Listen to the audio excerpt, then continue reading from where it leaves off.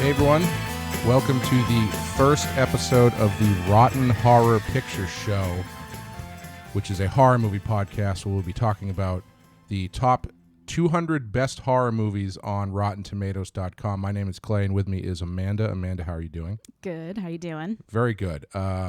Hopefully it's very cold and it's very isolated where you are right now listening to this, because we're jumping right in. Mm-hmm. And the first movie that we're going to be talking about is number 101 on the list, which is The Shining.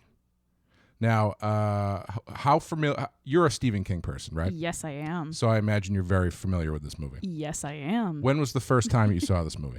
Oh, God. Probably when I was about 13, Mm-hmm. which is, I would say, in my opinion, old enough. In my dad's opinion, it was far too young. Yeah. But I read the book first. I'm one of those people. Oh, we'll get into that. There's plenty to talk about there. Yeah, this one, I actually realized as I was watching this that I think I saw this fairly young, because I remember being very freaked out by the creepy tub lady sequence. Oh, yeah. I think as I was watching it, it kind of pulled stuff out, and I was like, I think I saw this when I was like 12. Yeah. Yeah. And I think I think my cousin like had these in the back case or something, and we were watching this and like Nightmare on Elm Street, and I think I realized I saw some of these movies probably very young. Mm-hmm. So this is a great one to start with. It's a classic movie, obviously, and we're going to take a quick break, and we come back, we'll get into it. I don't suppose they told you anything in Denver about the tragedy we had up here during the winter of 1970? I hired a man named Charles Grady as the winter caretaker. From what I've been told, I mean, he seemed like a completely normal individual. But at some point during the winter, he must have suffered some kind of a complete mental breakdown. He ran amok and killed his family with an axe. Well, you can rest assured, Mr. Ullman, that's not going to happen with me. That's right. Mom, do you really want to go and live in that hotel for the winter? Sure I do. It'll be lots of fun. The only thing that can get a bit trying up here during the winter is the tremendous sense of isolation. Is there something bad here? I fear you will have to deal with this matter in the harshest possible way. I do that. I killed you and Danny. You did this to him, didn't you? I'm not gonna hurt you. I'm just gonna bash your brains.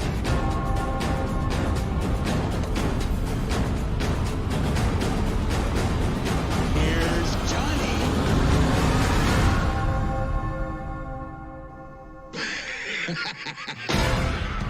All right, Stanley Kubrick's The Shining, obviously directed by Stanley Kubrick, screenplay by Stanley Kubrick and Diane Johnson, based on The Shining by Stephen King, starring Jack Nicholson, Shelley Duvall, Scatman Crothers, and Danny Lloyd. Came out in 1980. Amanda, what is this movie about? This movie is about Jack Torrance becomes winter caretaker at the isolated Overlook Hotel in Colorado, hoping to cure his writer's block. He settles in along with his wife, Wendy, and his son, Danny, who is plagued by psychic premonitions.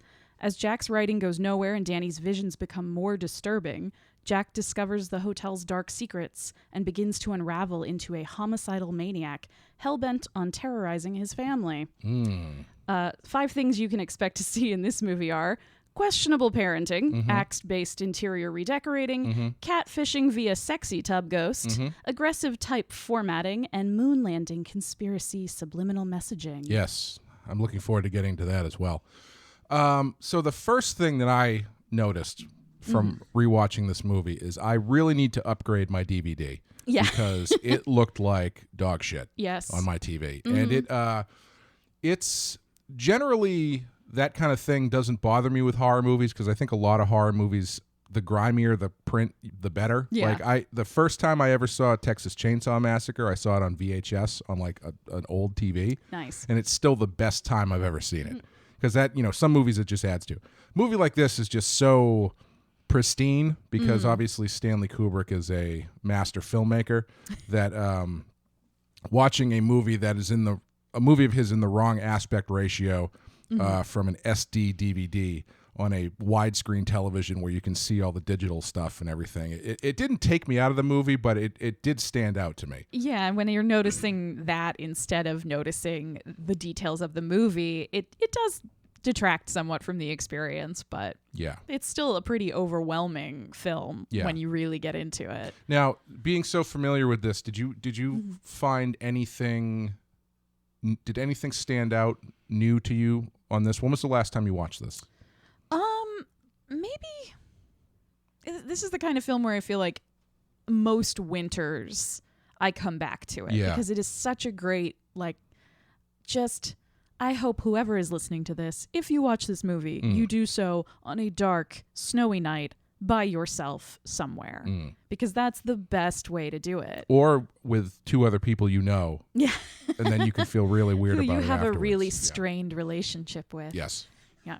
So, go ahead. Oh, sorry. No. I guess something I noticed this time around was just how immediately maniacal Jack Nicholson seems. It makes it hard, in a way, for me at least, to sort of feel any like empathy with him because right off the bat he just seems so cruel. So that's actually, it's interesting you bring that up because I did want to talk about that because I know that Stephen King's big complaint, well, the biggest on a long list of complaints is that in the book, Jack Torrance, his descent into madness or possession or whatever is a little bit more of a descent instead of just sort of like flicking a switch. Yeah.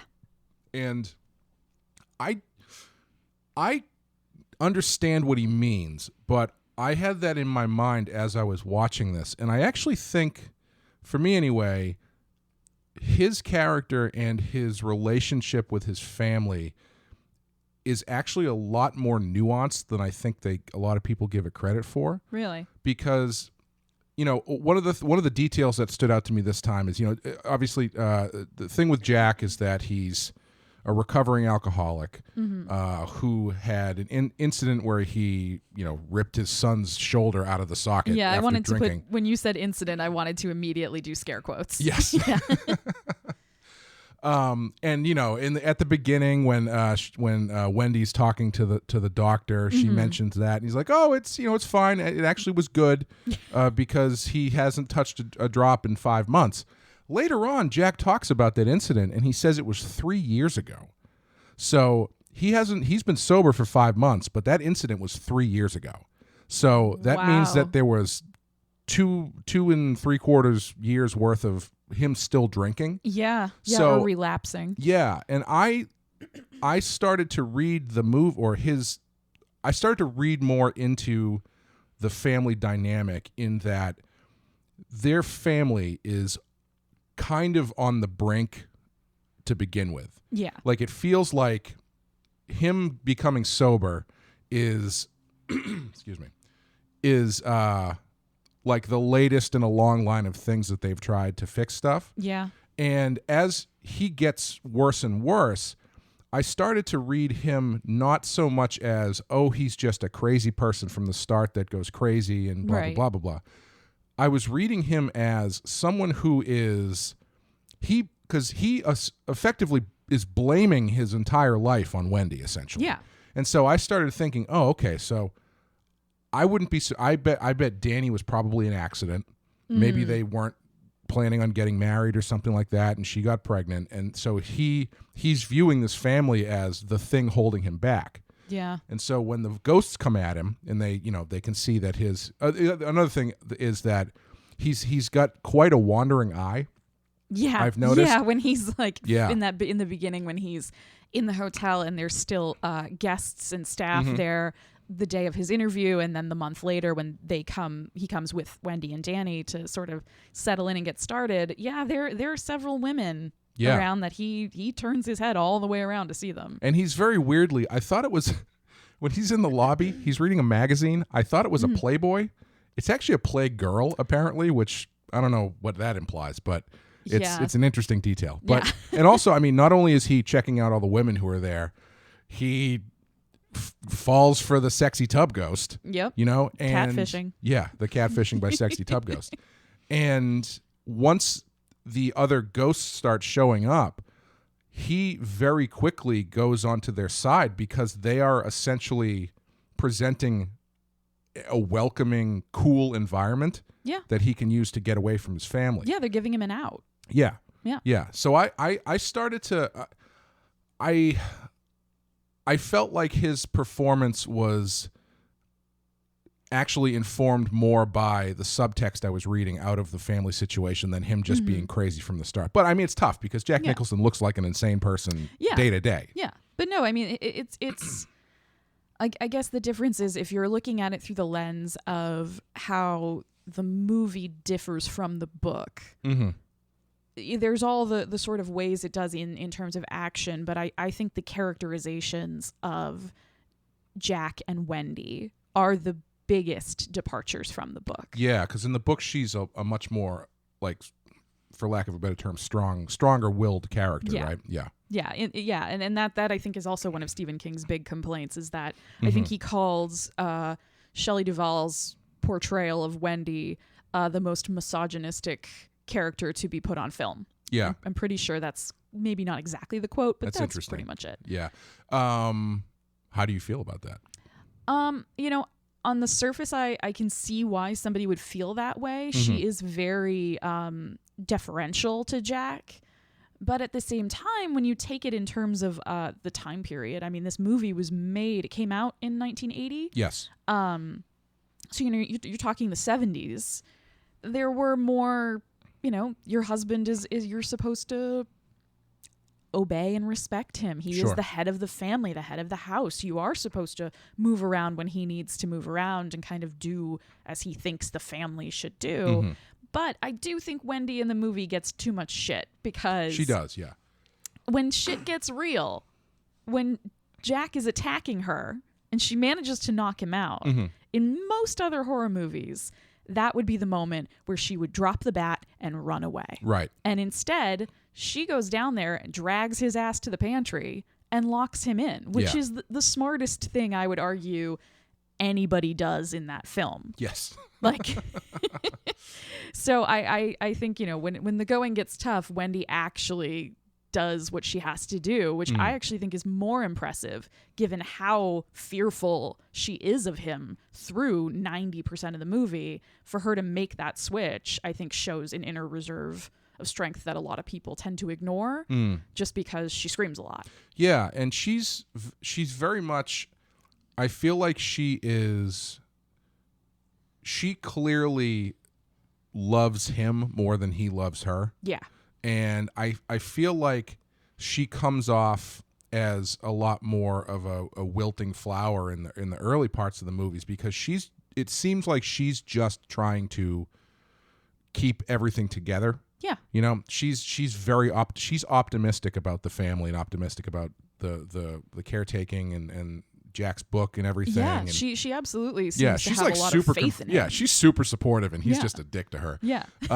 And that's one of the things I find so interesting about it because she even after he threatens to bash her brains in, she hits him in the head, knocks him out, and drags him into the thing and locks him up. And then when he's yelling at her, she still stops to tell him what she's gonna do. She's like, I'm gonna leave with Danny and I'm gonna get a doctor and come back. Yeah. But like she's holding on to whatever's left of this family that obviously is just exploded. But she's trying to comfort him. Right. He's locked up and she feels so guilty for doing it that she's trying to comfort him and say, I'm sorry, but I have to leave you, but I won't leave you for long. I'll come back with help. Mm-hmm. You're going to be okay. We're going to be okay. Mm-hmm. And I think, when you look at it as she is a woman who has been dealing with a severely alcoholic husband, a child who, to her understanding, has some sort of illness. She knows something is going on with Danny, but she doesn't know what. And she's alone in that worry. Jack is not supportive of that, even way before the influence at the hotel. And then another detail that stood out to me on this watch through was that if you pay attention, Wendy is the one doing the caretaker job the whole damn time. Yes, I noticed that. All Jack does is not right. Yes. And Wendy takes care of all the day-to-day Yeah. stuff. Yeah. Yeah. She takes care of him. She takes care of Danny. And she's the one taking care of. There's a scene where she's down in the boiler room, and she's making sure everything's running okay. And she's going up to the CB radio to check on the phone lines, and like she's just kind of quietly taking care of business that whole movie. And so I think she gets a bad rap. I think so too, and I think labeling her. I think it gets tough when you get into saying something like she's the most misogynist character ever put to film or something like that, because I feel like by saying that you are implying that the intent of the filmmaker is to be dismissive to her as a woman. And I think the difference is, and hopefully what I'm going to say does counteract what I just said, is that you're kind of seeing her through the lens of the way Jack is treating her, which is very much fairly misogynist, I quite a bit actually. Yeah. And so that's why she reads that way. But I mean, if you look at her actions in the movie, I don't think she's written to be. I think if she was written to be a misogynist character, she would be way less capable than she is. Yeah. Because like you said, she's taking care of the whole place. When it comes down to it, she is... not only is she the most realistically looking afraid person I've ever seen in a movie, but when it comes down to it, she is proactive as much as you can be in that situation as far as saving her son and saving herself. Yeah. And she ends up getting out of there. She saves her son. I mean, her son saves himself, but but she never gives up looking for him either. Right. She never goes and like cowers and locks herself in one of the rooms. She never stops searching for Danny, and she's alone in this hotel and starts seeing these horrifying things. And she knows her husband is trying to murder her with an axe. Right. And instead of cowering and crying or trying to run away, she tries to run towards him because she's looking for her son. So I think she shows a lot of strength that people tend to overlook because Shelley Duvall sounds the way she does, and her face looks the way she does, and she's so convincing. Yeah. In the part that she's playing, I think the scene that stood out the most to me this time through is the all work and no play up through the give me the bat scene. Yeah. I thought that whole scene was amazing.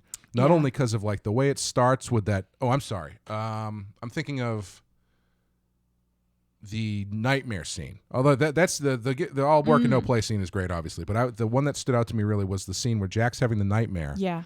And then she comes in and he's like, I had a nightmare about chopping you all up into pieces. Yeah. And then Danny comes out and he's got the marks on his neck. And she reacts to that by reacting to Jack based on his previous history with what's been going on there. And I thought that whole thing was just... And the cut back to Jack Nicholson where he's just like... he's got that like... He's got a look on his face that is so... I don't know if I could tell someone to do this, like as a director, but he has the look on his face of someone who just woke up and is being accused of abusing his son.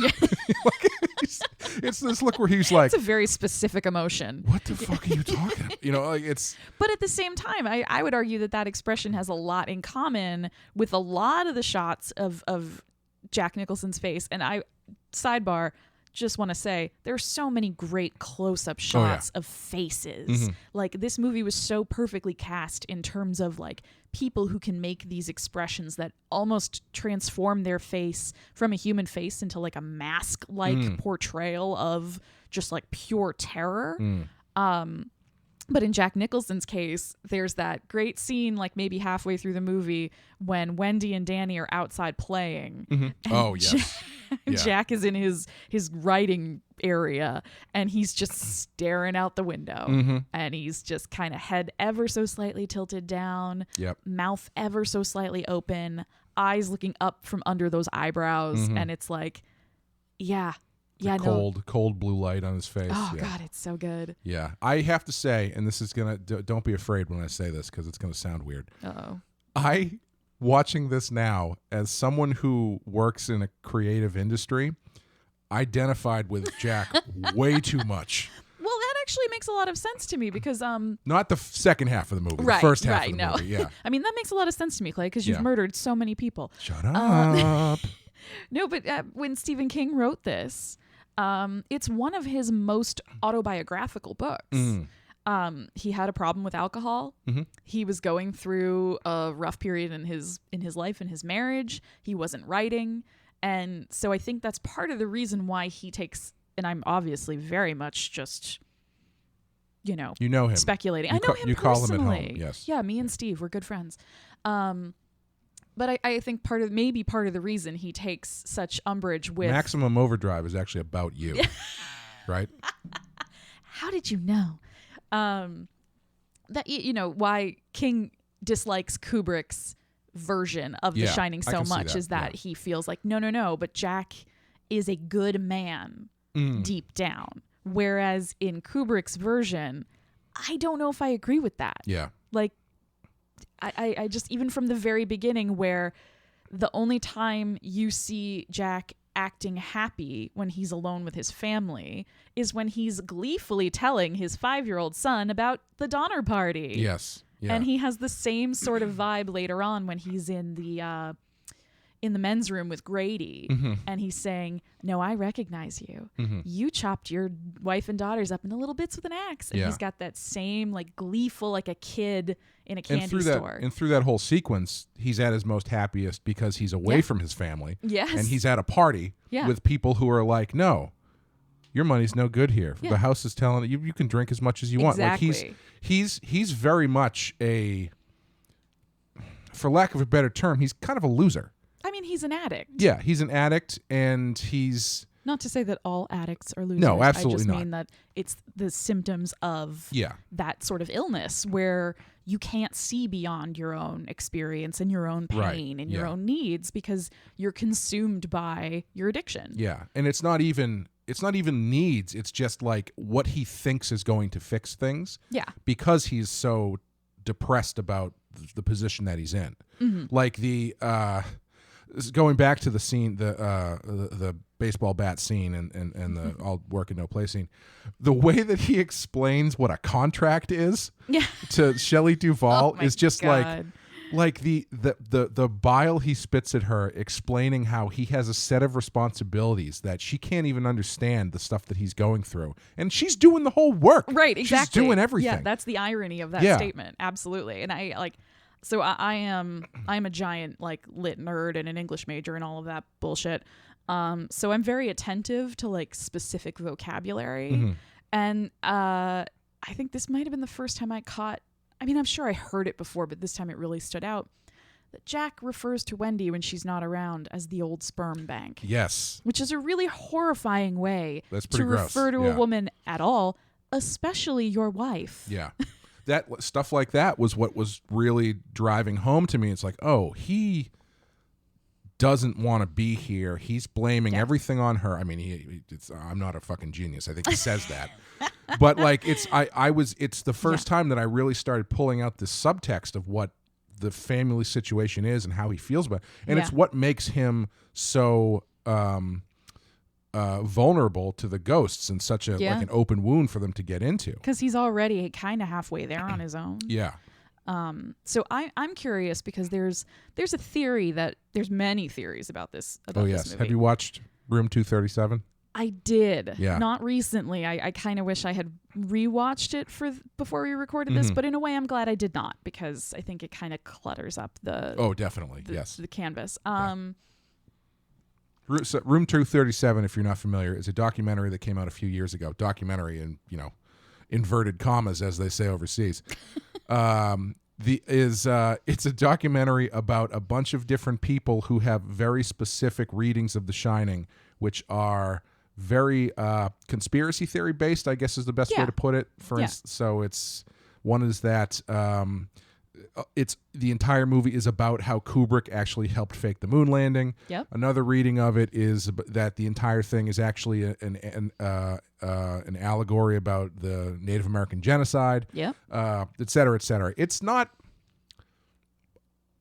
I don't think I'd call it a great movie. However, because like when you're watching it, you just kind of keep rolling your eyes. Right. I've watched it like 5 times. Well, because it's so much. It's everybody doing that thing that we all love to do with the movies and the songs and the media that we love, which is dig really deep into the details and dissect it and try to like crack the code and find something that others haven't found before you. And as far as it goes as a movie itself, there's just something oddly, I don't know if sublime is the right word, but like the way that listening to these people talk about this crazy nonsense, plus the amazing soundtrack, which I have on vinyl because it's unbelievable.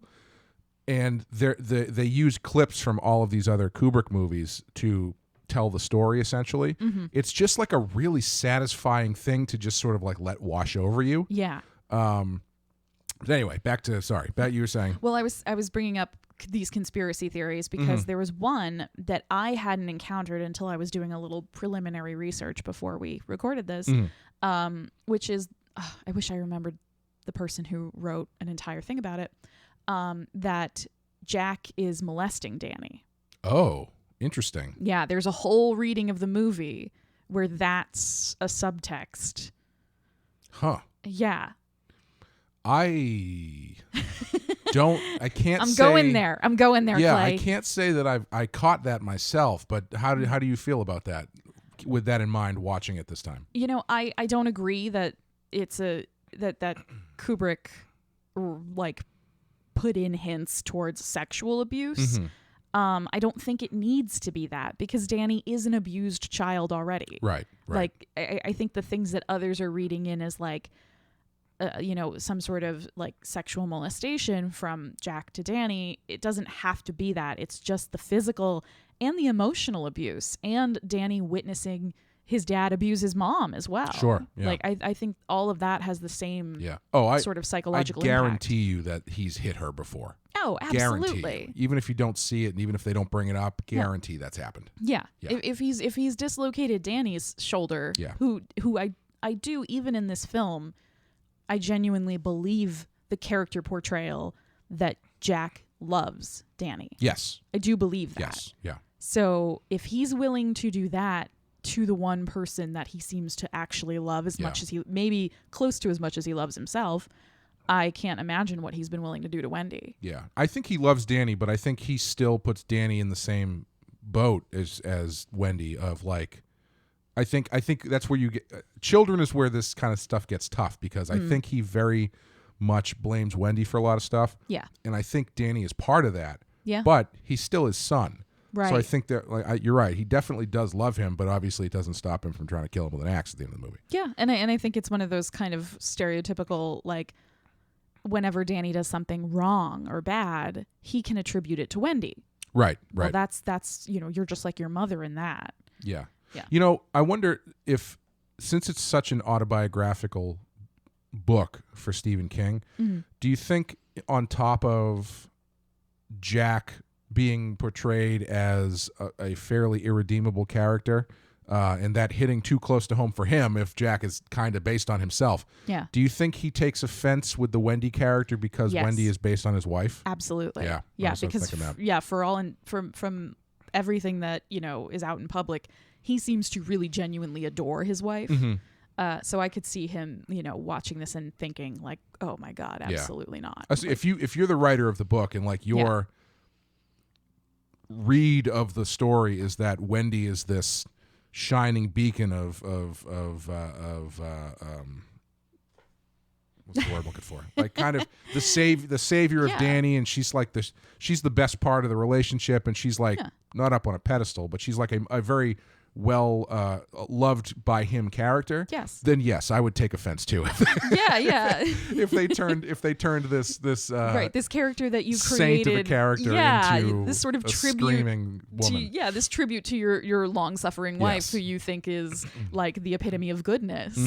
And has put up with all your shit, and then that's the translation that most of the world ends up being familiar with. I could see being offended by that. But just going back briefly to how much I identify with Jack, I was watching it and you really need to put that axe away. I was starting to personally cringe watching this because of stuff like how cranky he would get while he was working. And apparently the scene where he's typing and Wendy comes in and says, "Oh, Bert, make you a sandwich," and he flips out on her. Yeah. And he says, apparently Jack Nicholson ad-libbed the line, "Even if you don't hear me typing, don't come in," because he said that he was, as a writer himself, he was drawing on his own experiences of being a dickhead to his own family while he was trying to work. And I was watching that and I was like, God, I know I've done stuff like this. Not to this degree. But I was hope not. No. But it was like there was an element of it where I could see down the road if I was a worse person. That stuff coming out. I'm like, I identify with this mindset of trying to write aggressively procrastinating. Yeah. Aggressively procrastinating. Throwing a ball loudly. Keeping odd. The first thing that got me was that he gets there and he's like, yeah, I'm going to do all this work. And he's supposed to be writing and all this kind of stuff. And the first thing that they tell you is that he's just staying up real late and getting up real late. And that's, if you know me, you know that I keep odd hours. So the first time that seeing that, I was like, oh, this isn't good. I just need to not, this is hitting too close to home. Yeah. Luckily for me, he goes overboard and starts getting real crazy. But and then I didn't identify with it anymore. But there was when it was getting into that stuff of the process of a creative person, I was cringing on the inside a little bit because I could see I could identify with some of the stuff that he was doing, unfortunately. Yeah, and I think that's part of why both the book and the movie are so effective at being scary. Because not to go too deeply into the book because this is a movie podcast, but Jack Torrance in the book The Shining decides to write his book on the Overlook Hotel because while he's doing his caretaking, he finds this sort of treasure trove full of original documents and letters to and from different guests and all of this material that's really amazing in terms of its value historically and it's the stories that it's telling. And then through that work, through that attempt at a creative process, he starts to slowly descend into madness. And I think that's what's so relatable for people who are writers, musicians, artists, filmmakers, is that you get so entrenched in the world you're trying to build creatively that you stop prioritizing the actual world around you the way you should. It's interesting because they play it differently in the movie because that's not what's happening to him. No. He's just an asshole. He's an asshole who is aggressively unproductive. Yes. And so his unproductivity is then coming out in being more aggressive. Shitty to his family. Yeah. And so that's really interesting because they kind of I noticed this time that they sort of hint at what you're talking about as far as him looking up the histories of the hotel. Yeah. Because there's a certain point where he's writing and he's got a bunch of old picture books open and stuff. And also when he goes into the bathroom with Grady, he says, "I recognize you. You're Grady. You're the caretaker." And I've always been like, how the hell would he know what that guy looks like? And this time I was like, oh, he's reading stuff. He must be doing research on the hotel. Because he says I saw a picture of you, so I assume it's probably in that research. But they the fact that they don't go into what he's actually trying to write, is what makes it so universal of a thing for me. Yes. Because it's not like he's doing something super specific and that thing is then influencing him. It's just he is trying to go through a creative process and he's really failing at it. Yeah. And it's bad for everyone around him. And I was like, ugh. Yeah. Yeah, it's bad for him. It's bad for his family. It's just all around bad. So you mentioned, I think we both at this point have mentioned the character Grady. I'm curious what you think about the fact that Mr. Ullman at the beginning, calls him Charles. He calls him Charles Grady. Okay. And then when Jack meets him, he calls him Delbert Grady. Oh, I never caught that. Yeah, isn't that weird? That's interesting. Somebody if this were another movie, I might assume that it was just a fuck up. Yeah. But where it's Stanley Kubrick, I feel like there's got to be something behind that. Yeah, that's really interesting. Also, I've always thought that character was kind of strange because he is supposed to be... Just that one? Well, We'll get The to man in the dog We'll suit? get to the dog suit in a minute. Because he is this character who Jack recognizes as the caretaker, but he's very clearly an English guy with an English family. And I just always thought that it was weird that this character who was the caretaker of a hotel in Colorado was an English guy. I don't know why that is, but it's so the fact that he's Delbert Grady, but they call him Charles Grady at the beginning. I don't know. So I wonder if part of that is one of the things that they do point out in Room 237 that I actually think is it's one of those things that people grasp onto, especially in this movie. But I think it's not what they think it is, but it is 100% accurate what they're seeing, which is Kubrick lays out a level of discomfort and unease by the way he handles the things in his shots and the way he handles the things that aren't in his shots. So there are some scenes, if you notice, they talk about this in the documentary, they actually lay it out, which is interesting. The layout of the Overlook Hotel makes no sense. Yeah, it's like physically impossible. Yeah, well, the first one being when Jack goes into the office for the interview. That office is like in the middle of the hotel, and there's like a hallway behind it. There should be, but when they sit down, there's a big bright window looking outside. And it's just, and there are some scenes where the one shot there'll be a chair in the background, and then the next shot the chair will be gone. If you notice when Hallorann is showing them through the freezers, they go in one door and they come out a different door that is physically impossible for them to have done. Because they go in on if you're looking down the hallway and they're walking towards you, they go in on the left and they come out on the right, and it doesn't connect. Oh wow! So you could chalk that up to maybe there's a deleted scene or something where they go into the other one, but that's not how it works. I'm pretty sure it's the same freezer. They come out a different door. So there's a lot of that kind of stuff in there, and I think that all of that stuff is completely intentional. Yeah, because it creates this level of unease and weirdness. Like absolutely. the room that they stay in also doesn't make any sense because if you look at the hallway, if I remember this correctly, the door they go into, there is another door way too close for there to be rooms on either side. Yeah, for the size of the place that they're living in. Yeah. There's a door next to their door that implies another room to a different room. Yeah. That just wouldn't make any sense.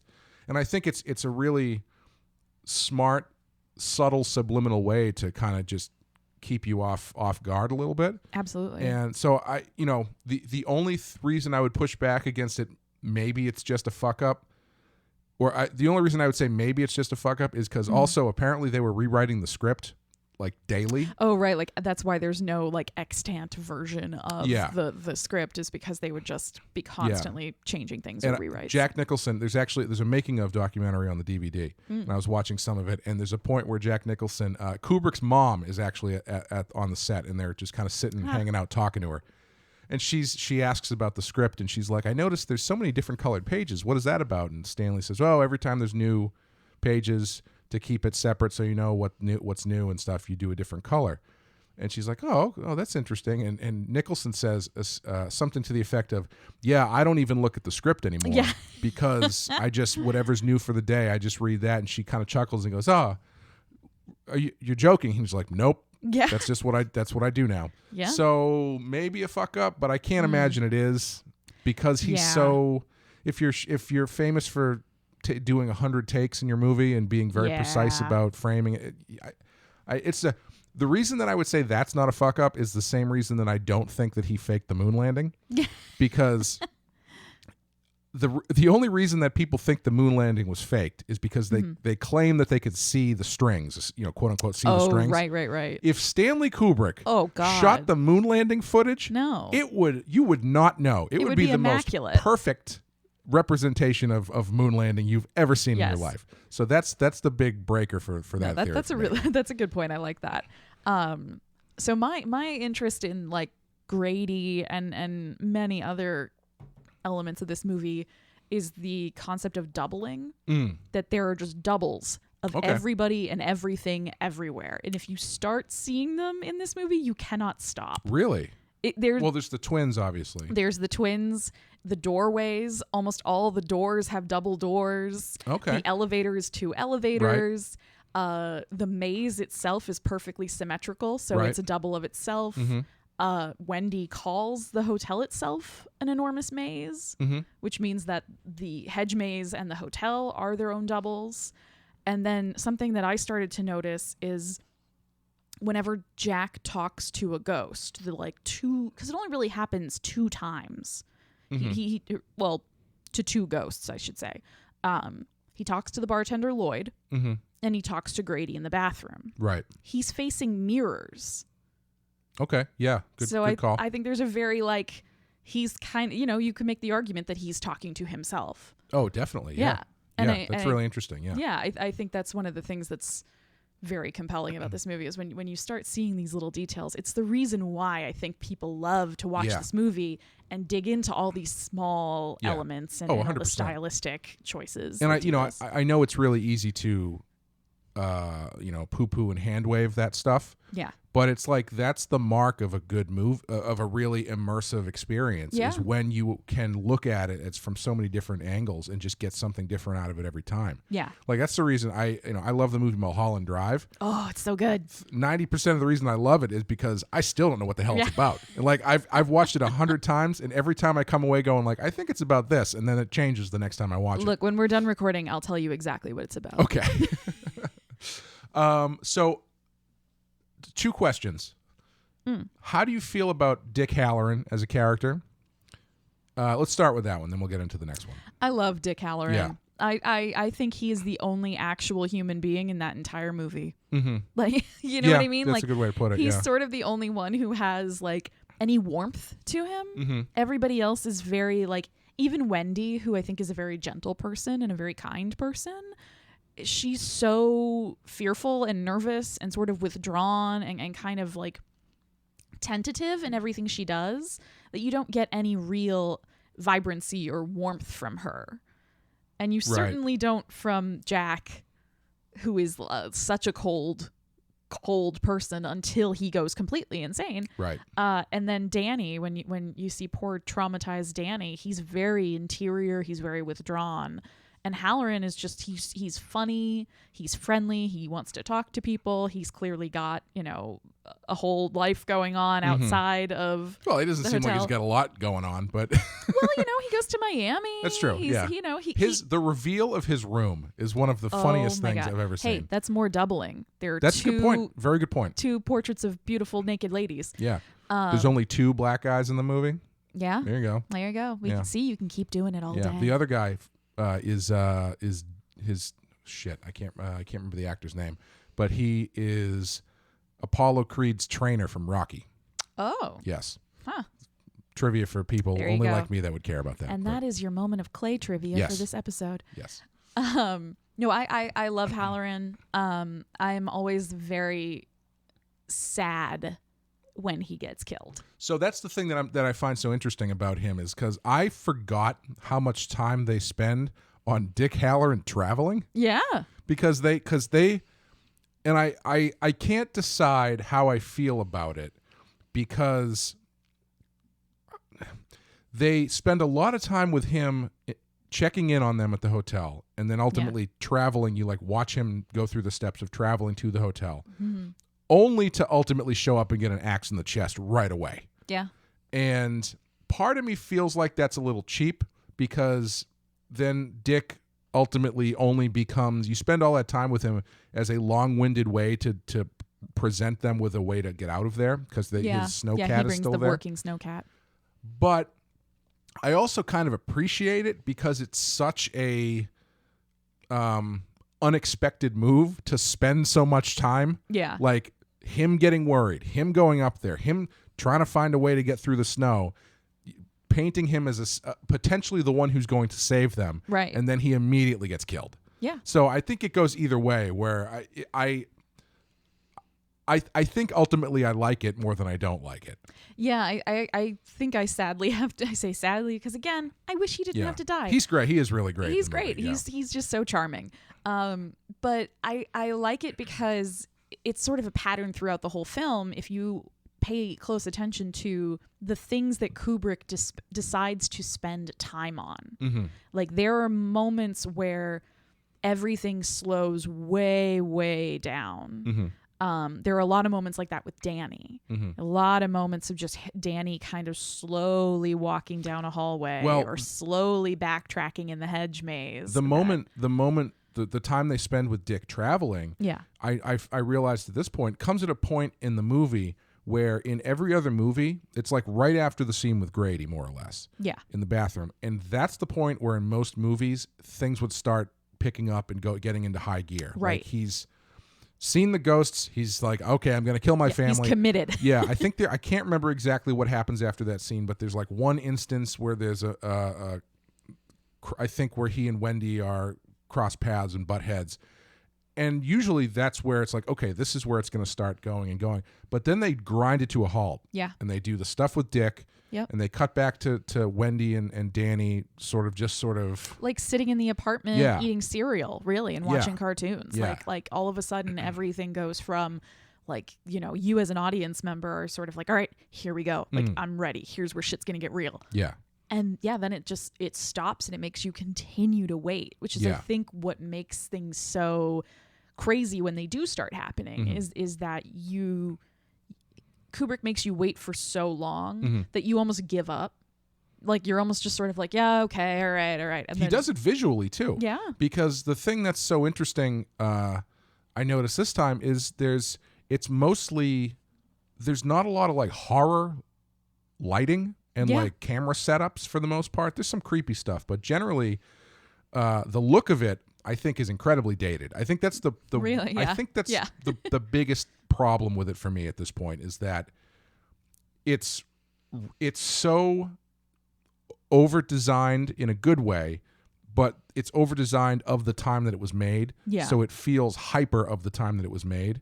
It doesn't really feel like timeless because everybody's got like late 70s clothes and hair and stuff. Well, and it feels old. It's crazy to me because when I realized that this came out in 1980, I was shocked. Yeah, it feels older than that. Yeah, exactly. It feels like it must have felt old even when it came out, which is an interesting, like, is that on purpose? I don't know. Maybe it just took them 5 years to make it. I don't know how long it took. Probably. But also I felt like, the lighting is fairly normal except for a little couple bits where you get, you know, that shot of Jack where he's like looking out the window and stuff. The lighting's a little funky there, but he really eases into the horror stuff. Yeah. By the scene where Danny writes red rum on the door. There's this one lamp that's like shining this V of light up onto the ceiling, and that's the first time the lighting gets really dramatic.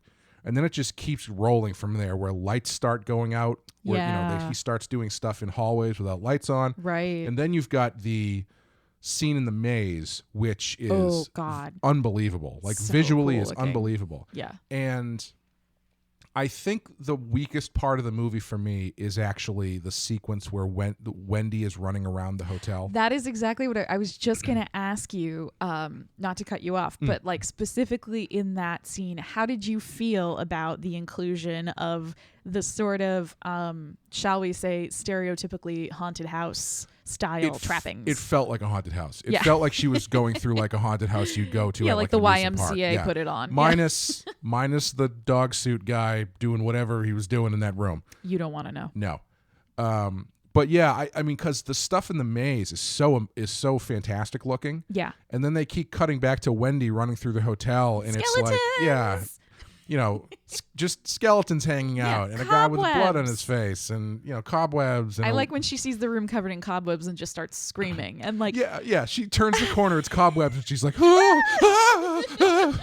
And it's like, that's where it falls apart a little for me, because that stuff feels kind of hokey. I mean, I guess if you look at it from poor Wendy's point of view, she's already gone through so much that any turning the corner and seeing any unexpected thing for is me, like, though, fuck. I kind of feel the other way. Like, she's gone through so much where if she turns the corner and sees cobwebs, she'd be like, oh, thank God. Yeah. That's it? Yeah. Oh, it's not my husband with an axe trying to kill me? Yeah, Hooray. I mean, the elevator exploding in blood, that's a different story. Right, but, that one I think is a fair reaction. Yeah, and you know, another thing I think is interesting to talk about on this show, I want to bring up episode to episode, is the body count. Yes. Or the lack of body count. Yes. Or I should say the body count and the survivor count, because this movie only technically, if you don't count Jack, only one person dies in this movie. And if you count Jack, only two. Yes. Which is also another doubling because 2 people survive in this movie. See, now I got you doing Yeah, it. no, it's shit. When are they doing the sequel of that Room 237 movie? We're going to make it. Yes. This is it. This is only going to be 200 episodes about just The Shining and our theories about it. 237 episodes, Clay. Jeez. Well, that's not a double. I don't know. Anyway. Yeah. And yeah, the body count is very low, I'm more fascinated, I think, in the survivor count of these movies because depending on how many people survive, it usually means a very different thing movie to movie. Yeah. And I think in this case, it's absolutely necessary to have both Wendy and Danny survive, obviously, which is kind of why Dick feels more of a throwaway because it's like someone's got to get killed in this movie. Yeah. So let's bring Dick back. I know he comes back in the book, but he does survive in the book. He does, yeah. But yeah, I think the you need to have someone to kill in a movie about a guy running around with an axe. So unfortunately, Dick was that guy. Oh, poor Dick Hallorann. How another thing that I wanted to talk about because I've noticed a lot of people talk about this in general with horror movies, and I'm a big fan of soundtracks. Yeah. Because especially with horror movies, I think they usually stand out quite a bit. And so I do want to touch on the music in these movies. And the music in The Shining is fantastic. Yeah. And that opening piece that they play, which is a pre-existing piece called... oh, really? I don't exactly know how to pronounce it. I think it's Latin. It's It's spelled Diesirae. I think it's Diesirae. Sounds good to me.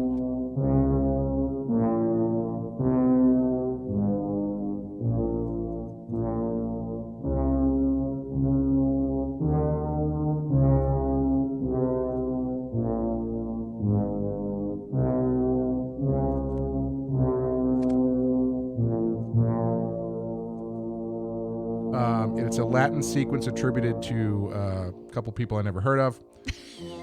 And wave that away. Yeah.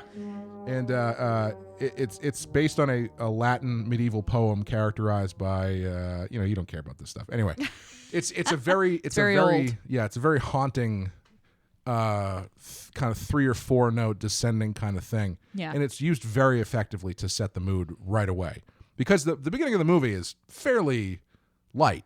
It's driving on a road, going to a job interview. Yeah. But when they set all of that stuff behind bum bum bum bum bum Right. bum bum, it automatically becomes very ominous. If you had just seen that beautiful opening shot, where it's kind of the camera just kind of coasting over this water and the reflection of the trees, it's this beautiful mountain scene.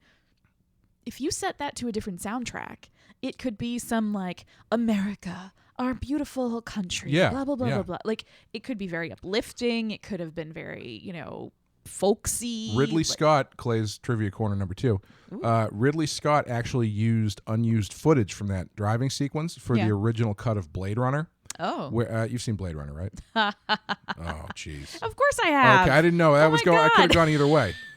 I'm laughing at you asking me that. Have you met me? I thought it was a laughing because you hadn't seen it and you knew I was going to react negatively. Clay, I have seen it with you. Moving on.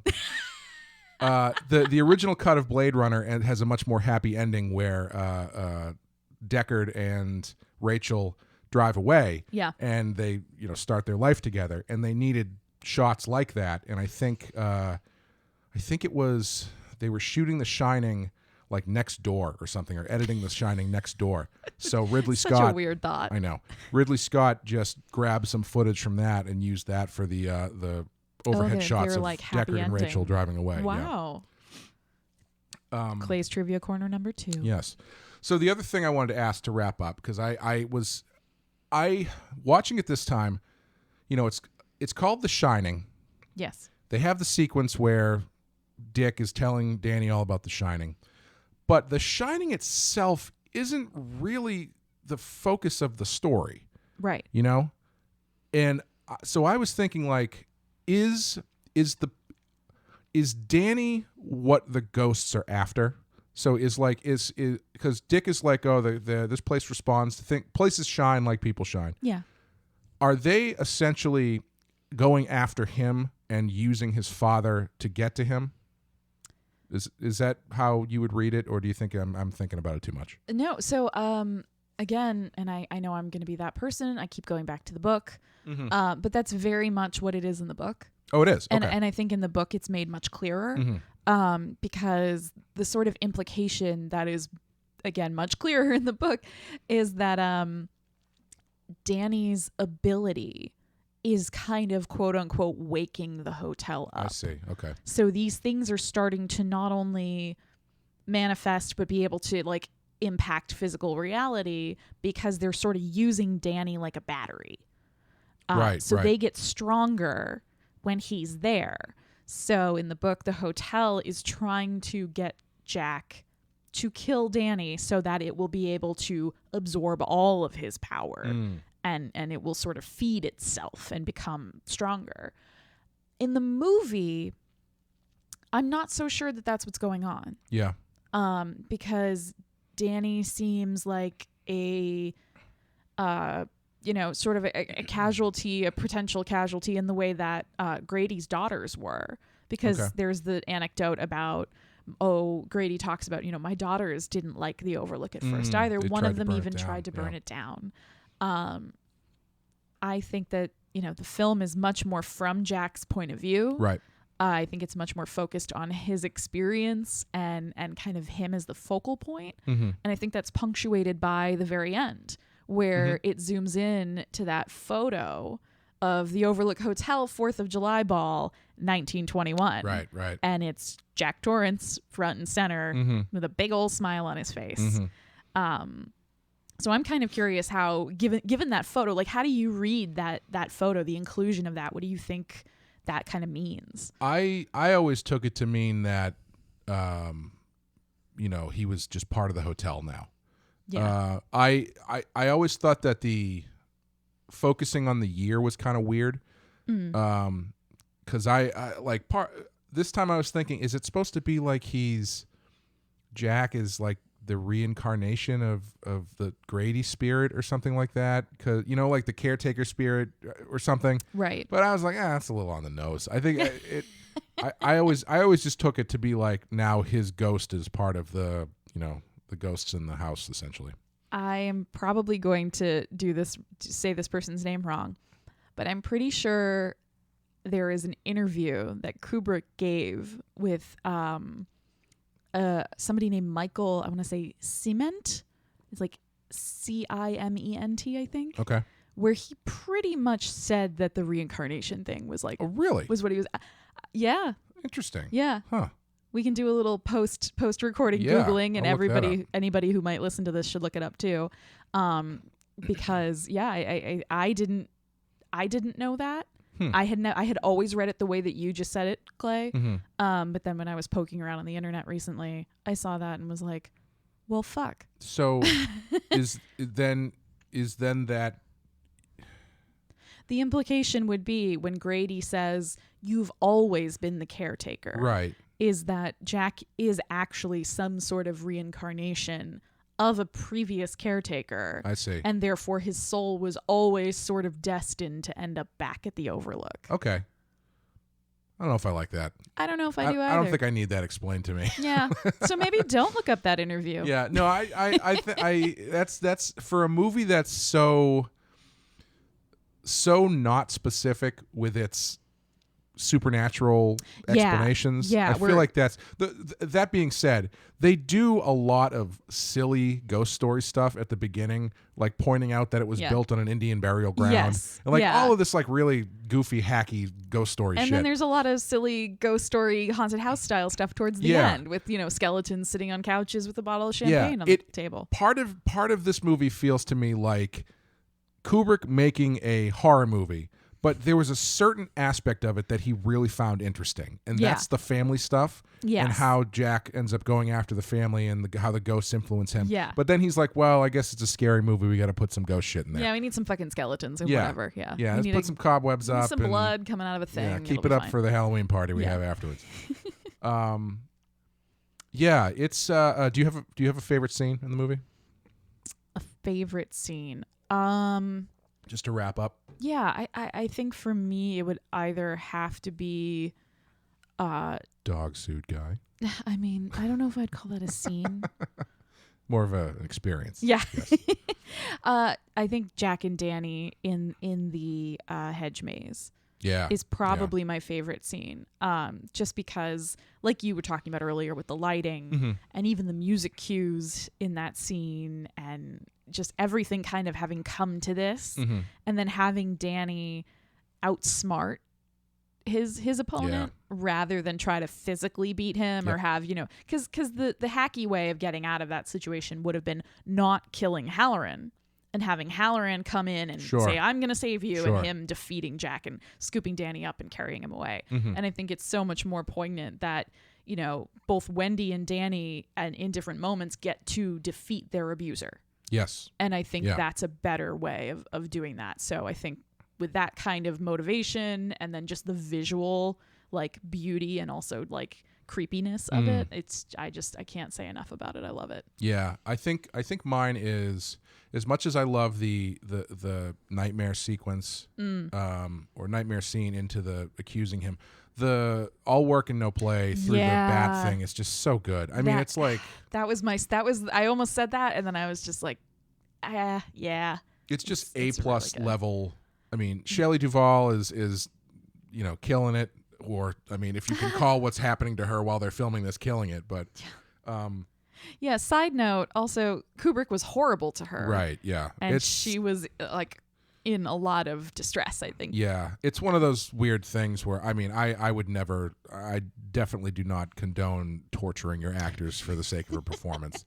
And I read a couple things where she said, I don't hate him for it. I don't hate the movie or the experience, but I absolutely would never do it again. Right. It's like, okay.